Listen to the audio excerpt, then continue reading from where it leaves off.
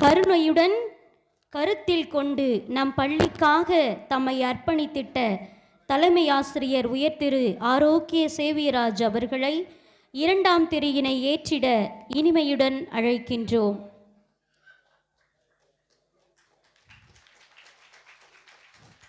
கல்வி பணியினை தம் உயிர் மூச்சாக கொண்டு பணி வாழ்வில் மன நிறைவுடன் செயலாற்றி ஓய்வு பெற்று வாழ்ந்து கொண்டிருக்கும் நம் பாசமிகு ஆசிரியர் உயர்திரு அந்தோணி அவர்களை மூன்றாம் திரியினை ஏற்றிட முகமலர்ந்து அழைக்கின்றோம்.